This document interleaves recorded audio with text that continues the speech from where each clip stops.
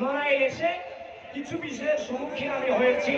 আমি শুনতে পেলাম মা বোনদের কাছে যাচ্ছে, গিয়ে 1000 টাকা দিচ্ছে, দিয়ে জান্নাতি দল তার মার্কায় ভোট নেওয়ার জন্য প্রতিজ্ঞাবদ্ধ করছে। এই যে ঘুষ দিয়ে ভোট কেনা, এটা জায়েজ না নাজায়েজ? হালাল না হারাম? যে সংগঠন ইসলামের নামকে ধারণ করে, ইসলামকে বিকৃত করে, সকল ধরনের ইসলামিক কাজ করে যায়, সেই মুনাফিকদেরকে আগামী 12 তারিখে নড়াইল থেকে লাল কার্ড দেখাতে হবে। বন্ধুগণ, যারা বাংলাদেশের ইতিহাস ঐতিহ্যকে স্বীকার করে না, যারা মহান মুক্তিযুদ্ধে রাজাকারের ভূমিকায় ছিল, সেই রাজাকারদের হাতে কি বাংলাদেশের নির্বাচনে তাদের হাতে বাংলাদেশের মানুষ শাসিত হবে? সেটা কি কোনোভাবে মেনে নেওয়া যায়? ভাই, কোনোভাবে মেনে নেওয়া যায় না। সুতরাং যারা বাংলাদেশের স্বাধীনতা সার্বভৌমত্বকে স্বীকার করে না, যারা আমার স্বাধীনতার মহান স্বাধীনতার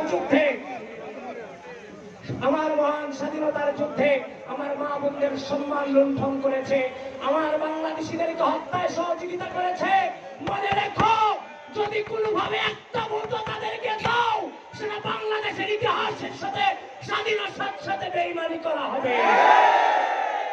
নড়াইলবাসী শুনে নিন, যদি কোনোদিন ভুল ক্রমেও বাংলাদেশের একটা আসনেও জামাত ইসলাম জিতে, মনে রাখবেন, বাংলাদেশের স্বাধীনতাকে অপমানিত করা হবে। 71 সালে যারা 71 সালে বাংলাদেশের ইতিহাসের সাথে বেইমানি করেছে, যদি তারা কোনোদিন ক্ষমতায় আসতে পারে, তারা যদি কোনো আসনে আসতে পারে, তারা 71-এর প্রতিশোধ এখন নেবে।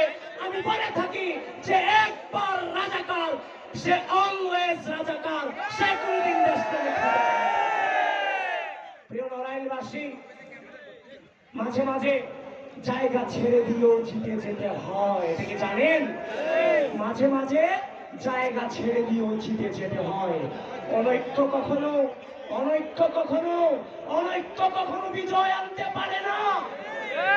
আমি আপনাদেরকে আহ্বান করছি, সকলকে আহ্বান করছি, মাঝে মাঝে ছেড়ে দিয়েও জিতে যেতে হয়। শুধুমাত্র জয় আলটিমেট জয় না, জয়ের পরে অনেক অধ্যায় আছে। যেই বিগত দীর্ঘ দুঃশাসনে এই ধানের শীষকে ওয়াপস করেনি, যেহেতু তারেক রহমান দলের চেয়ারম্যান জনাব তারেক রহমান যেহেতু জনাব ফরহাদ ভাইয়ের হাতে ধানের শীষকে তুলে দিয়েছে, আমি এই এলাকার যত জাতীয়তাবাদী নেতা কর্মী আছে আপনাদেরকে করজোড়ে নিবেদন করে যাই, অনৈক্য আমাদেরকে ধ্বংস করবে, ঐক্যই আমাদেরকে মুক্তি দিবে।